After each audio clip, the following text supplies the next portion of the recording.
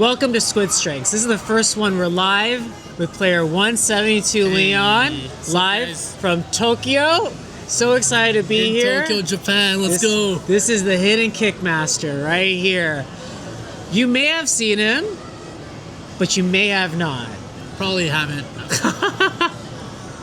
It's our loss. It's our loss. But we got you in. We got you right here, and we also got his strengths. We're going to talk about the strengths you didn't get to see. We're going to talk about some things we did get to see, all the way up to, well, that game Mingle, where it seems like there's a trend of someone being a martyr in Mingle, but I think your martyrdom's a little different than August. So let's get back to that. But let's start off with the very, very beginning. So, Leon, you are a footballer, you're a dancer. Tell us a bit about more what you like to do, who you are, and how the hell did you get on Squid Game? So I'm a professional freestyle footballer in Japan, and I became the world champion 4 times. It's kind of like a sport where it's like a mixture of soccer and dance, like football and dance. You do tricks with the music, with the football. Yeah. So yeah, that's what I do for a living. Yeah. And the reason why I'm on Squid Games is because I wanted to spread the sport, to spread the culture. Yeah. Because freestyle football is still like a niche thing. It's still a niche culture. You're a pioneer, man. Yeah, I wanted to become like someone that can spread that. I mean, I'm still working on it. Like even after Squid Games, I want to keep working on it forever. But like Squid Games was like one thing I wanted to do for sure to spread the sport. And I'm glad I was on the show. I applied for season 1 because I randomly found the casting for season 1 somewhere on social media or something, and then I didn't get it. I didn't get a reply, and I was like, oh well, like kind of expected that. I mean, there were like 80,000 people. Yeah. And then I watched season 1, and then at the very end, they said casting for season 2. I was like, hell yeah. Let me give it another shot. You know, when we entered the dorms, I could say I was shocked to see very few Asians for an Asian show. Come on, Squid Game, the challenge. We gotta have more representation, especially for an Asian show. For sure. Yeah, that's exactly what I said when I applied, actually. Really? Yeah, I was like, yo, I'm from Japan. I'm from Asia. Get me on the show. Well, you did get on the show. Luckily. You did get on the show. I was like one of the two people that lived in Asia back then. Oh, now you live in Asia. I live in Asia, but I'm still American. So you can't tell. I'm glad I was able to represent Asia on the show. Well, I think you did your best to represent. I think the first moment I saw you, and of course, like I'm looking out for my fellow Asians here, is you got a great spot in your X room. Right. You literally right in the front. So right as they're about to give the result, 2 seconds versus 12. I was like, what? 12. Wait, was that? It was more than 12. Allegedly, we only lost by 10 seconds. Allegedly. Damn. Nonetheless, if you would like to learn more about the fate of O, go check back those episodes a few episodes ago. But in the meantime, or right here, I think it's gonna be here. Okay, so there if you're on YouTube. Okay, anyways, so you got that spot literally right in front of the camera. So first of all, was that on purpose? Or you just so happened to see that? That was so unintentional. Like you're like this on there. I'm like, dude, that guy wants screen time immediately, like front and center, waiting for the result. Literally. Like I just randomly walked into the room. And then I just wanted to be like on the side somewhere of the room because I didn't want to like stand out and shit. I didn't want to get involved in all the chaos. I mean, a lot of people are saying the O's were chaotic, but the X's were chaotic as well. I mean, of course, everyone would be chaotic in that situation. And then we randomly see the screen of O's, and then I look up, and then I see a camera right there. I'm like, holy shit! Like, I'm probably at the very front right now, and I'm like, well, and your scroom is tiny. I actually have a little bit of a theory. I think they saw which team was more vivacious, and the team that was going, I told you, we had the personality. There were about like 20 people who needed to move from O to X, something like that. Oh, yeah. Right? Yeah. So I think that indicates that, well, the O's were more fun, but we also died. So it's a different story. But in your small room, I mean, that white room must be way smaller than the dorm. Yeah. So like that, obviously, if you're going to be right in front and center, well, boom, there you are. Yeah, like I was surprised. I saw myself, like I was like, oh shit, I'm in the best spot. And then I just decided to stay there I mean, why not? Yeah. Why not? It was nice. And I even got on the cover of the Netflix show. You know, like when it shows on like the top 10 or whatever on Netflix. The man deserves to be on the Hey. cover. Look at this. Yeah, I was on the cover when they were showing like the X's praying to win. We'll talk a little bit about O's and X's because it always comes up, especially maybe it's a little bit of therapy for me. But, okay, chaotic in your room. Was it chaotic in your room only before the count started? Or was it chaotic in your room during the count at any moment? That was like, it was all before. It was chaotic before. Once the count started, everyone was super quiet. Yeah, that's not the case for us. Dead quiet. How the hell? Like, that's crazy. Like, it's... Well, you see it. Jacket stands up. Jacket says something to the effect of, well, that was our agreement. Like, they have a check. Might be the case. But these other 200 people don't know that. Right, yeah. They're not part of that conversation. They did not know that. You didn't communicate that.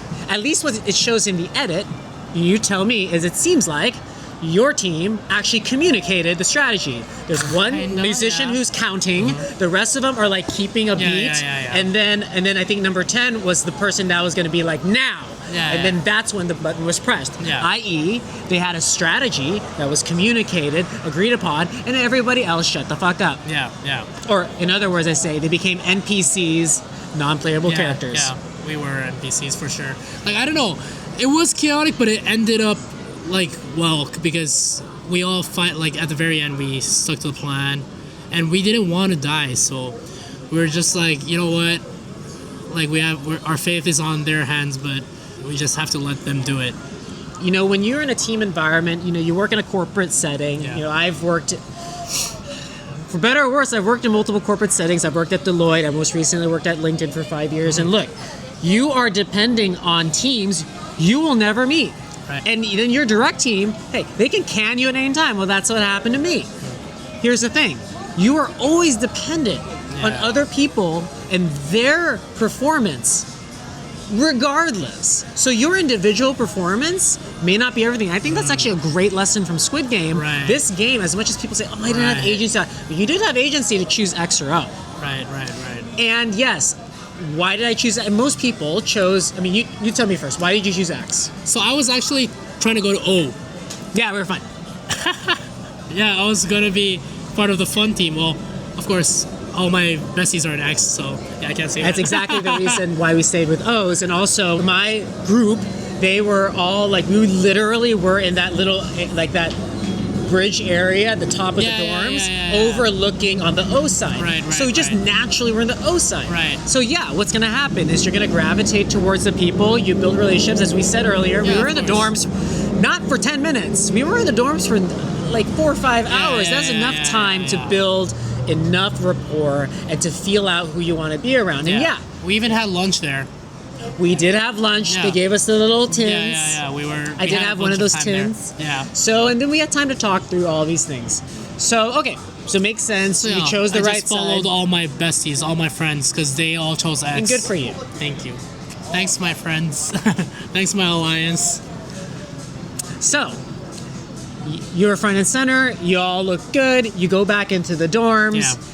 And, well, briefly, let's talk about what happened immediately after that. Now, we obviously see that our twin was still standing in the front. And what you don't see, it looks like on the edit, is that they announced something, right? Right. That shit was not announced. We were all dead. He was just standing there, kind of like, woo! And then he was whisked away. And then everybody else was crying, and we all leave, you know. So no. There was nothing like openly announced. Okay. Immediately, the rumor was that he didn't get squibbed. Right. And obviously, we see he shows up. Wait, so he was called out of the dorm? Like he left before the rest of us got up from our deaths. Then they instruct us to get up. Because we're all dead. Time we all stood up, he was gone. That's interesting. Okay, he shows up again. 3 people are eliminated. All that stuff. One of them were my friends. Really? Tell us Jackie more. was my friend. The girl that was eliminated. The girl that says she's going to do a yacht party. Okay, so was it really because it's just because of a yacht? I have no idea though, but I mean that's what they told me. I asked them, and they told me they were just trying to find random people to eliminate that have a bad reason to be on Squid Game. Like You mean Steven, $6.5 million? Don't have a good use of it. I mean, he seems like a great guy and all, but what's his reason to be? To win more millions? Love you, Steven. Please come on Squid Strengths. Tell your side of the story. Yeah. Steven actually was the one that got my catch. Yeah, there you go. He's I think I would love for him. I would love for everybody, I think, at the end of the day, has a story where it brings your strengths in. So now we're going to talk about your strengths. And we all know that I'm a Gallup certified strengths coach over the last decade, but I'm also what's called a high five coach. It's actually one of the newer strengths models. I think it's one that is a little simpler to get, has some simpler words. So your top 5 high five strengths are coach, Philomath, which means like you love to learn, commander, believer, and catalyst. So just by those words alone, what do you think? It kind of might be me, but at the same time, it might be like what I'm aiming for, maybe. Could be. Yeah. I mean, it's clearly you are a coach because you're definitely coaching in you want to make this sport something bigger. And it's not big in Japan yet. You want to build a presence. That's what a catalyst and a commander would do, right? And arguably a believer, in order for you to say, hey, this is going to be something that's brand new, that, well, you got to be a catalyst and a believer to do that. So just with very little information, I would argue a lot of this can make sense. Yeah, I think so too. For sure. All right, so now let's use that in the context of what we're talking about here, which is Squid Game and what we observe, at least in the show. So immediately, you see the 6-legged race. Tell me a bit about your experience there, especially being the Kickmaster here. Yeah, they should have shown my Jeggy because I was the fastest one for sure. But anyways, so we got into the room and then we were split into half. On the other side, we had like a bunch of our friends. Like I had like 2 really close friends in the other team, which was sad that we had to go against them because we obviously didn't know we were gonna get split into half until we actually entered the room. But low key, we kind of had a feeling that we were gonna get split before getting into the pentathlon room. We're kind of like, maybe we're gonna get split, and then we walked in and they literally split us, and we're like, oh, we knew it. But yeah, so we got split. So you knew one of you were gonna be gone. Yeah, unfortunately. But yeah, so I think, like, I mean, I was confident with our team, but. Well, I was with Mark, player 100, who did the ball and cup. Dimitri 125, who did the flying stone. Emily 102, who did the kongi, and Nick 235, who did the cards. And I'm gonna go one by one. Ball and cup. Mark was hella bad.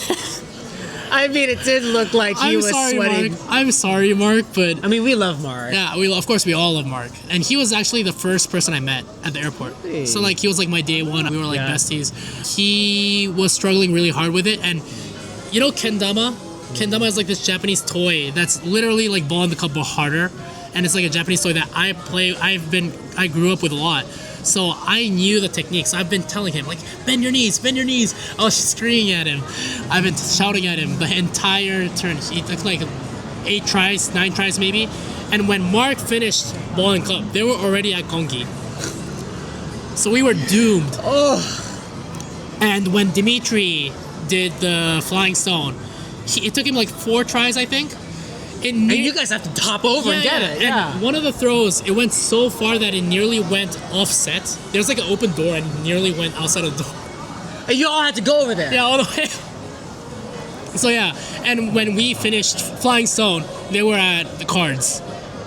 So they're like, holy, we're how are you gonna fucking catch up, especially gongi? Yeah, but Emily was good at gongi. I mean, of course she was shaking, so she must have been better at home when she was training, but she did a good job. And Nick, who did House of Cards, was really good. He wasn't shaking at all. And luckily, I knew the technique for House of Cards. I knew that if you fold the cards, it's easier. So I told, like, before the games, I whispered to him. Fold it this way. Yeah. I told him you should bend the cards. Just slightly. And then he did it first try. So we're like... So they said you can do whatever you want on the cards as long as they fold it? Because some of these people crumpled them up. They didn't say anything. And then I didn't even want to risk asking them. They were explaining ask for forgiveness, not for permission, is what you're saying. Yeah. So legit. So life. Yeah. So that's why, like if I ask them, are we allowed to bend the cards? Obviously, everyone's gonna start bending the cards. So I didn't even risk it. We're not allowed to speak when the camera's not rolling, but I whispered to my friend Nick. I was like, "Hey, bend the cards," and he did it. Got it first try. Luckily, the other team was struggling with the cards, so we got through it. I mean, I cleared Jeggy in like 2 seconds. The hidden Kickmaster, right? Yes, well, in that case, you weren't hidden there. We saw you do those kicks. No, but they didn't show it.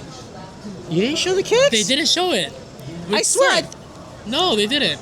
What? They didn't show it. Okay, clearly, then, never mind. Hidden Kickmaster. They literally hit the guy that's probably the best at kicking a damn thing. I was going to do a trick with the Jeggy thing. I was going to do like around the world, like, whoo, but we were so behind. We were so behind. Don't Yeah, I was panicking too much. Yeah. I just totally forgot about it. I should have done that. Then maybe they would have shown it. But yeah, forget it. We finished. Or you could have been eliminated because you're trying to be a show off. Nah, never. You're like, nah. Of course I would have landed. I would have landed that. But yeah, that's how we finished. And then so at that point, where was the other team? They were still at cards? They were at cards, yeah. So it was Bob. I think Bob was like one of the oldest participants, maybe. But he was there. And then, yeah, it was sad watching them go. It was so sad. Because they're your friends, too. Yeah. Like when we were leaving the room, they said, "See you in Tokyo." And I'm like, so sad. But I get to see this guy first. Yeah. They didn't. Actually, one of them came to them came to see me. Yeah, one of the guys that lost in Pentathlon came to visit. Yeah, that was nice. I mean, everyone better come to see you. If you come to Tokyo. All right. Well, if you're with Squiddy. Yeah, of course. No, just kidding. Anyone. But yeah, that's how Pentathlon went. It was fun, but it was like, of course, I was super nervous, especially in Ball and Cup, watching Mark. I mean, I think Mark got one of those edits where, well, let's talk a little bit about that next game. Obviously, Mark got a big part of because that game. we got, our pentathlon race was shown because of Mark, so huge thanks to him. True. Yeah, True. Huge thanks to Mark. Yeah, well, August also said that you're besties with Mark, and it's very clear, I think Mark's presence was very important in this show, so 100%. the season. So, Mark, we got you on next. Yeah, so All I was surprised when the twins were about to eliminate Mark. Remember? When they heard about the Star wedding, Wars wedding, I was like, oh my god, if they eliminated Mark there, the whole thing would have been so different. Completely. It's interesting, because I didn't know that. I didn't know that Mark was one of the candidates to get eliminated. So it's interesting, yeah. Well, that's how reality TV goes. All right. Well, in a way there, obviously, you showed your coach. Yep. Clear, you had it within you. You saw your believer, too. I mean, you were all behind there. And even your catalyst, you can argue, like, you got to be very quick to think, what can I do to take action without making it a visible action that could actually ruin my game? And that's what you did there. Yeah. So little did you know, your strengths were always in play. For sure. Yeah. All right, well, then that third episode, I think, was that the doll episode? But I think before we get to the next game, was there anything that happened behind the scenes or anything that happened in the dorms that you'd want to... Oh, but I already talked about the softball. I actually did a chore once. There's so many chores that weren't shown. August mentioned his coin chores and the laundry. So what about you? I was cleaning the bathroom with like 3 other girls. It was Emily, Jay, and I forgot this other girl's name. I remember she wanted to be a pilot. That's the only thing I remember. But yeah. I was cleaning the bathroom with 3 other girls. We were first talking shit about how dirty the bathrooms were. Yeah, I did use the toilet that Thanos, you remember that toilet where, that specific one. And I'm like, this was the first day. And I'm like, this is filthy. Damn. This is literally, this is day one. They didn't even clean it from the last season. Anyways. But yeah, so after that we were talking about like what we're here for and stuff like that. We were hoping that it would get aired a bit. Yeah. So what were you there for? I was there to spread awareness of the sport I do, freestyle football, for sure. Football. That's everything for me. That's the one and only reason I was there for. All right, I'll try it out for like 2 seconds. I'm gonna fail miserably, unless you coach me up. Yeah. And then at least I get a couple kicks. If I can get even 3, I'll be happy. Oh wait, you got your ball there. He's got his ball. Look at this. This is like got a ball. Okay, so is this actually a special ball? Yeah, it is. It's a little What- bit grippy compared to normal football. Yes, yes. Yeah, it's a little, oh, shit. Woo! Oh, no. Oh! Ooh, A nice. little bit grippy. Yeah, so, and of course, like the design is a little bit unique. I mean, it looks like a Squid Game ball. Oh shit, yeah, true. You didn't notice that? Yo! You did not notice these colors? Are you kidding me? Yeah. This is the a Squid, Squid Game Game ball. Oh, you better look at the. Okay. Now you have now you have one more branding opportunity. You didn't even realize that. That's the first thing I Squid noticed. Game ball, yeah, I didn't notice that. Now you are. But yeah, I didn't have much in the dorms, to be honest. I was like, my strategy was to stay low key, which was why I didn't get screen time. But yeah, I was like staying low key. So when you say low key, does that mean you only spoke with a couple people? Does Yeah, it mean I'll say- obviously you're not the person that volunteered for anything? Yeah, that for sure. I wasn't gonna take any risks. Like, definitely not volunteering for anything. Like, for example, the scratcher, I didn't volunteer. I mean, I love Yeah. eating. There's no way I was gonna sacrifice my dinner for that. And the dinner that day was the best dinner. But yeah, so like, I didn't want to take any risks. Talking to people, like, I mean, I was kind of an introvert in there, so didn't talk to too many people. Of course, I did talk to several people. I made a bunch of good friends, so it was good. But yeah, like, I was pretty quiet.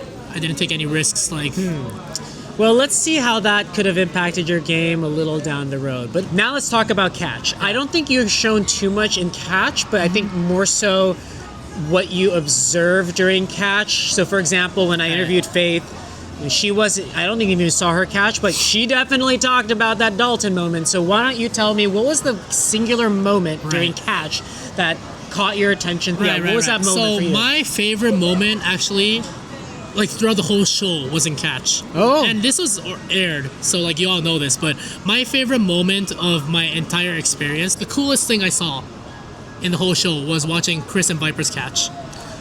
That was at the very end. Yep. That was like such a hype moment. Because Viper was all the way at the end of the line. Chris was right before him. They're like the coolest guys in the dorm. They did like that long throw, and Viper did like a perfect catch. Chris did a perfect throw. It was like a standing ovation. That was like such a cool moment for me. So yeah, I love Chris. Chris got eliminated with me, by the way, in Mingle, like at the same timing. Viper, I love him so much. Well, he's definitely getting a second chance. Yeah, so I'm excited to see him in season 3 for sure. Let's get him on here too. Let's go. But yeah, so that was one of my favorite. That was definitely my favorite moment throughout the show. It was just fun watching all the other people play. Like my team, most of my friends were on Team Pink. I was on Pink, so it was fun watching my friends succeed. Of course, it was hard watching Mark go because he was like 4 or 5 in front of me. You can actually see me on the trailer looking at Mark like this. How was that Mark strategy moment when that came up? What do you mean Mark's strategy? Oh yeah, that thing, 272, Ryan, right? yeah. Yeah, like you can see me laughing when Ryan was talking about the strategy. I was like, what the hell is this guy talking about? And then my friend Dimitri stepped up with his teacher hat on, explaining that that was not the right move. And then yeah, so he seemed guilty the whole time. Like even off the cameras, he seemed felt guilty the whole like time. shit. I mean, I mean, you course kind of he sink needs your to. social game at He that has point. to. He has to. Yeah. Yeah. But it was kind of funny because he got eliminated right after that in catch. But his throw was perfect. His throw was so good, but on point, but like terrible catch. Yeah. But- Karma. Yeah, karma. Yeah, for sure. Unfortunately, also Mark. Yeah. So dramatic. Yeah. It was insane. Yeah. Like, and all my, well, I mean, Mark didn't make it, but the rest of my alliance went through, so I was happy. Yeah. I was kind of nervous because I was around like the middle back or around the middle. So it's like kind of like one of the hardest parts. It's safer to be at the front or the very back. I was like in the middle back. Why so were like- you in the middle? So in the pink team, when we had our team discussion, the first thing that like Kevin, the first thing he said was, athletes, put your hands up. I'm like, fuck. So I put my hand up. And then all the athletes were put in the middle or like the middle back. So, I mean, but I was telling everyone, I'm good with my legs, but not my hands. So put me like a little bit in the front of the athletes, and then they were nice enough to put me a little bit in the front. But yeah, like Nick threw to me, his throw was perfect. I threw to Steven 1A3, who was third place. And it was kind of close, but he caught the ball, so we were all safe. It was good. I mean, it was a tennis ball, right? Yeah. Well, even a tennis ball, it's not about the ball. It's about the mindset. It is literally, because it looks really easy. And I mean, I'm an athlete. Of course it'll look easy. You know how to handle a ball, clearly. Yeah, but that was one of the most like scary throws, nervous throws that I've ever had in my life. I was shaking so much. It's just all about the environment. When you're in a reality TV show and like there's 4 or 5, 6 million online and you can get eliminated. You can even eliminate someone else because of your mistake. It's just everything. It's a completely different thing. You know that coming in, so you better just have as much fun 100%. With it. So, now you made it through Catch. Yep. I think there was like a doll episode. I don't think you got to see you much, but in between Catch and Mingle, we'll get to the Mingle because he got their Mingle moment. Yeah. Any notable things there? In the doll moment, I mean, as I was saying, I was trying to like stay low key. I was just like every time the music plays, I was just trying to like hide, avoid eye contact with whoever has the doll. So the music is like they play it like once in like 2 or 3 hours. So just any moment. Any moment. And then that's when the doll needs to be transferred. So we're just like randomly talking. I was talking to Isaiah a lot, I think. We were talking about tell me a bit about your relationship with Isaiah, because we got a chance to talk to Isaiah. So I never talked to him before that, but during the doll thing, he's a rapper, so we were talking about music, stuff like that, everything like that. And he was saying that he's down to get the doll anytime. So I was like, oh man, this guy's a real guy. He's in it to take the risk. So I thought he was a really cool guy, and he did take the doll, and he did get the cake, and he did give it to everyone. So that cake moment was very important with the monitor moment. Oh but we did talk about his game was all about making sure he didn't make it too much of a presence, but also wanted to take advantage of the moments. So he could have. Obviously, the cake was a lucky thing, but he made sure to give everybody cake. Yeah, he told me I would have gotten cake, but maybe the guy gave everybody. So. Still love you, Isaiah. Thank you. But most importantly, it's about the social game, and he seemed to really understand the social game well. He was doing well for sure. Yeah. And I think he's a really smart guy. Oh, he has good strategy, dude. Yeah, too smart. That's why he got the Survivor blindside. Yeah. So anywho, moving right along. Let's go and talk about Mingle, because that's definitely where. Ooh. All right. Tears. What? Okay, so. When you're entering Mingle, you have Coach, Catalyst. I would assume you're somebody that would take action for it. But you told me earlier that you actually said, I'm going to rein that in a little bit. Can you tell me about that very intentional decision as somebody who is naturally Catalyst? What we do see is Trinity begging, no! Yeah.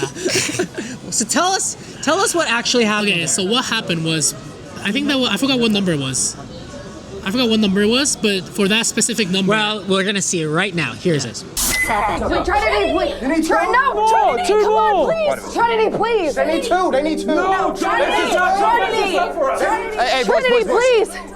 Trinity, please. Trinity, I'm trying, bro. They need two, bro. Trinity, please. Somebody come with me. Just one more. No, we're not coming. Just one more, bro. Literally just one more. Let me do just one more. I'm so angry. 172 is holding me back. You just need one more, and she just needs one more. So for that specific number, our plan was that Kelly goes to the twins group. And then if Kelly leaves, we had a perfect number. Wait, which twins? There's only one twin left. Oh yeah. I forgot. So yeah, they're... The smarter twin. Anyways, go on. Yeah. So Kelly was going to go to their group. Kelly already talked to that group, and they were locked in with that. So we had our group without Kelly, and it was going to be, both of us were going to be safe. Yeah. But then for some reason, we look out the window, and Kelly's in there, like in the main room. So you can see Trinity. That's when Trinity's like, my friend is out there. Yeah. And I mean, of course, we're also like, what the hell? Because she's the one that was like in charge of the numbers of our team. She was the one leading our group. So we're like, what the hell? So she was supposed to be there? She was supposed to be in the other room. But so she was supposed to be with the twin. But for some reason, she was kicked out. The twin was kicked out. So I think something went... Maybe because he's stuck with the guy. Yeah, maybe. So something like messed something up. And then she got kicked out. So that's why we were like, holy shit. And then, but I mean, if I let Trinity go out, who knows? Like, we might have all gotten eliminated. I don't know. I think Kelly was just trying to get Trinity out and maybe like save Trinity, but not us. I don't know. Who knows what would have happened? But I mean, I just thought it was way too risky to let Trinity out of the room. I just locked the door. Like, I just felt like I had to do that because I was like right by the door, and I don't think anyone else would have. Well, that's the opposite of August's moment, right? August was the first one in the room. He counted all the numbers, but a couple extra people get in the room, which means, well, if somebody doesn't leave, all 5 people outside and 11 people inside are gonna go off. You need 9 people. So he decided first. He literally pushed his way to the front to leave the room, run out, and that's when he became the Mingle martyr.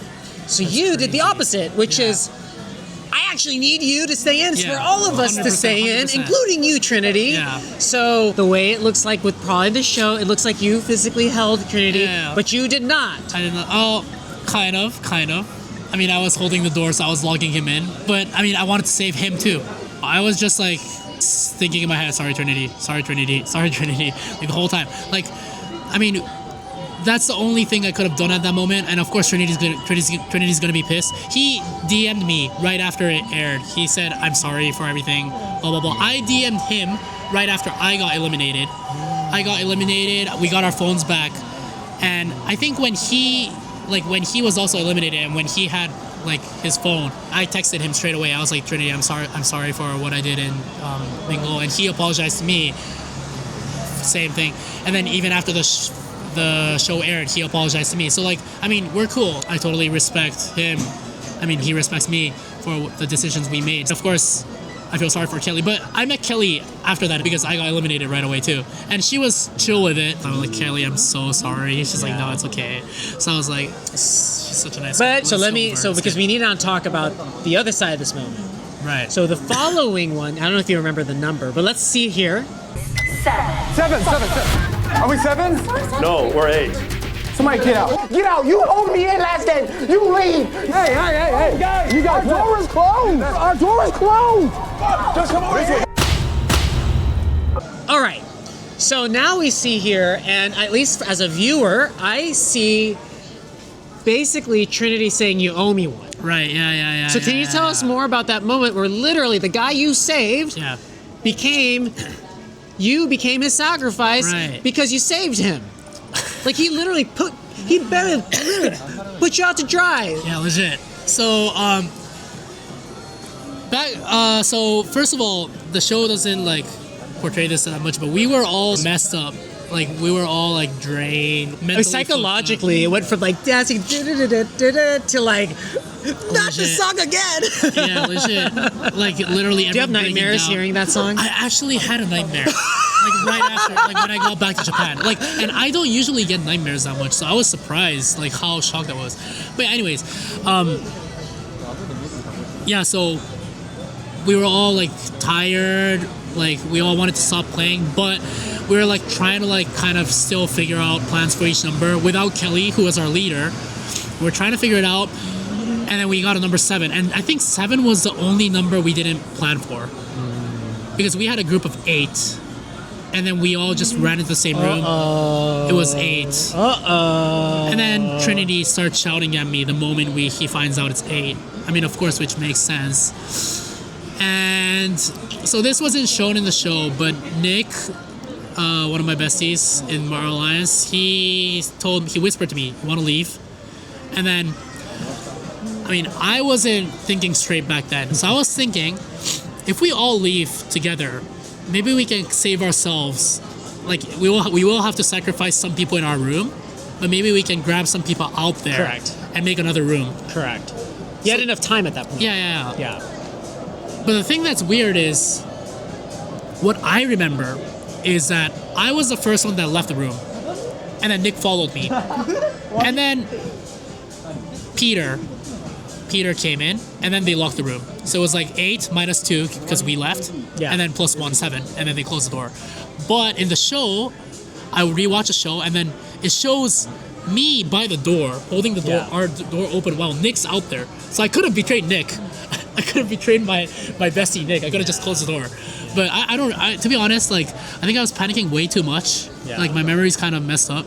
Back then, I don't remember. From what I understand, this was the most fucked up psychologically. It was crazy. But yeah, so it wasn't because I didn't leave because a lot of people are saying Trinity kicked me out.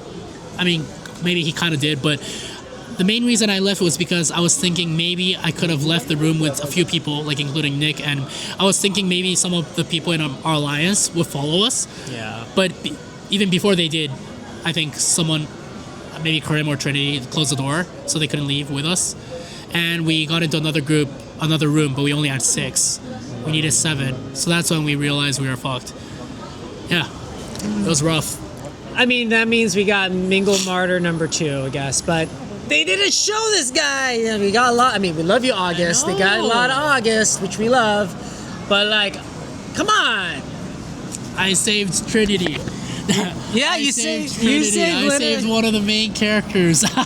Really? I mean, like, you wouldn't have that moment in the finale. Anyways, obviously, I think your catalyst definitely showed. I mean, you're somebody that, we just say you're pretty quick with decisions, and you're pretty steadfast with that. Yeah. So if they're like all that too, and you're kind of like analyzing these things all at once, maybe at the end it's that believer that believes in something greater, and you effectively chose Nick's game over yours. Yeah. That's essentially what I hear. Yeah. Not even Trinity. Of course, they're gonna show the spicier edit's gonna show Trinity saying, "You owe me one." Yeah.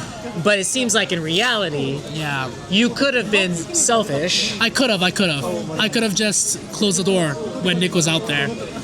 But it's interesting because, of course, we're all in there to win $4.56 million, and of course, I was there to win the prize money. But when you're actually there, it's interesting how friendship builds up into something more than money. Like, of course, $4.56 million would be a life changer, but I could have sacrificed one of my best friends for that money, and I didn't. So that was something I found interesting through my experience, because I didn't think I would make like this many friends and close friends throughout the show. Like, I was ready to like betray a bunch of people, like prioritize money more than friendship. Yeah. But it ended up being the opposite. Wow. So that was interesting. I mean, of course, like if I went into the show again, of course I'll probably go for the money again. But like, it's interesting how like it ended up. Yeah. I mean, at the end of the day, and this is something that one of my fellow O's said, you have to be happy with what they show, no matter what. There are hundreds of cameras in there. You are mic'd up every single moment, and sometimes you forget. Like, you're not conscious. So what you actually have to do is know what your values are. And there are some people that lie about having a kid. Right. And they do that intentionally. Now, better or worse, I think most of us, myself included, understood I need to make sure I can defend, or at least know that each moment represents who I am. And there are gonna be tests of character. Yeah. And in those moments, you gotta decide what is the important test of character. We see this many times in the show, one way or the other. Yeah.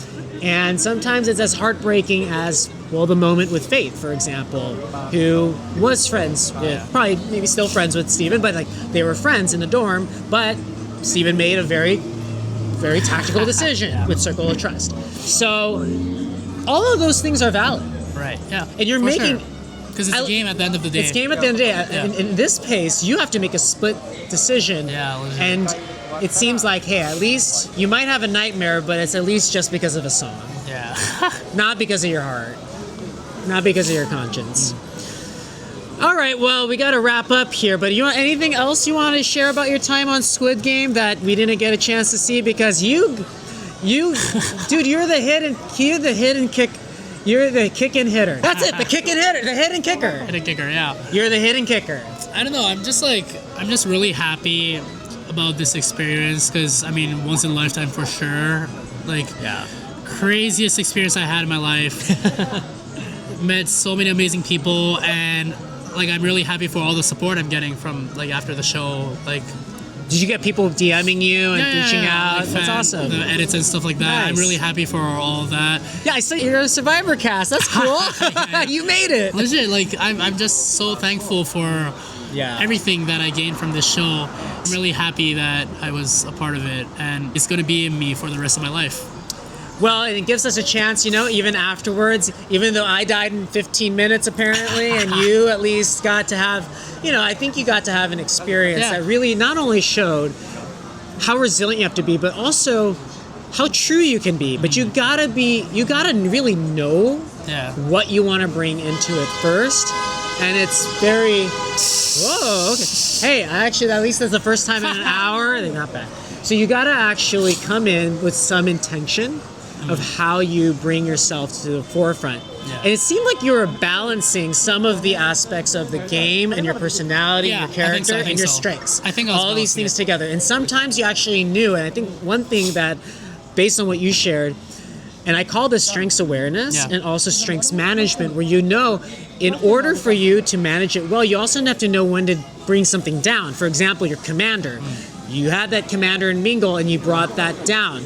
And it might have, to some point, brought it down too much, where you effectively may not be to the degree that August decision was, I think, many levels, but at least on a singular decision, you effectively decided, you know what, I'm not going to betray Nick, and then we're going to figure it out from there. Because at least in that moment, you can still figure it out. August said it's either I leave within the next 5 seconds, or somebody leaves, or we're all gone. Different situation. It's crazy. It's crazy. So you're a good man. Thank you. Well, the hidden kicker right here. Well, where else can we find you? Anything else that you want to share? My life is all about freestyle football. It would be great if you guys check out my Instagram, because I post a lot of freestyle football content there as well. Well, Leon, thank you so much for coming on Squid Strengths. You know, your Squid game, as much as they didn't get to show your game, I know, I watch out for my fellow Asians. We don't have enough of them, so 100%. At least find those Asian Americans and Asian Europeans. Come on, Studio Lambert, you can do it. Legit, please. But in the meantime, you know, thank you for representing. You were literally front and center for game one. And that last game, you represented well. Thank you for coming on to Squid Strengths. Thanks so much. It's an honor. All right, and that's a cut. Wow, the hidden kicker. I want to take a moment to unpack what we just heard, because Leon gave us a masterclass in what I call strengths management. If you look at his profile, Leon is a commander and a catalyst. Biologically, psychologically, he is wired to take charge, to start things, to be the first one through the door. But in Squid Game, being the first one through the door usually means you're the first one to get shot. So, what did Leon do? He didn't just play quiet, he actively managed the volume of his dominant strengths. He turned the commander dial down to a 2, and he turned the Philomath, his love of learning/observation, up to a 10. That is emotional intelligence in action. But here is the coaching takeaway for you listening right now. Every strength has a shadow side. In that final Mingle game, we saw the shadow side of the believer. The believer's strength is driven by core values, loyalty, and altruism. When the pressure spiked, Leon didn't choose the tactical move, leaving the room to save himself. He chose the moral move, staying to support his friend Nick and locking the door to protect the group. In the context of the game, it got him eliminated. But in the context of life, it proved exactly who he is. As he said in the interview, sometimes you have to decide if you're playing for the prize money or playing for your conscience. Leon walked out with his conscience intact. And hey, just because the cameras missed it doesn't mean the talent isn't there. Leon is a world-class freestyle footballer.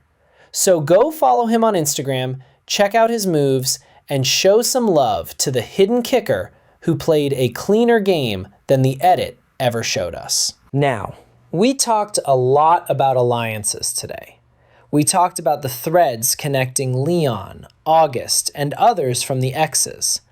But there is one name that kept coming up. He almost got a second chance to return, and he won the hearts of millions just because he was authentically him. On our next episode, we are sitting down with player 100, Mark. We are going to talk about the stress of the ball-in cup game, surviving the near-death experience of the first round, and of course, that fateful catch game. You do not want to miss it. Until then, keep your eyes open, keep your values close, and remember, lead and grow strengths first. We'll see you next time.